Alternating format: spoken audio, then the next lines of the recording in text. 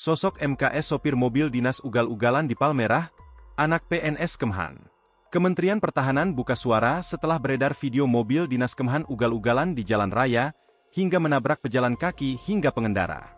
Sosok pengemudi mobil Toyota Innova itu ternyata anak dari salah satu ASN Kemhan.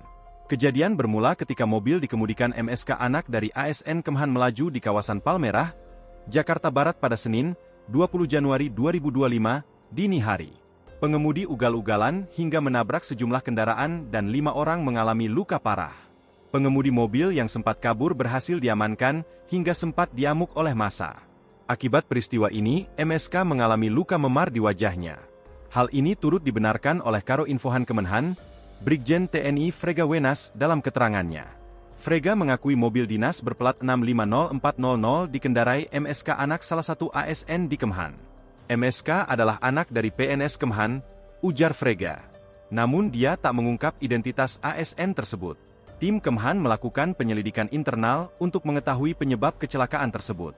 Jika terbukti salah, pemilik mobil dinas plat Kemhan itu akan dijatuhi sanksi.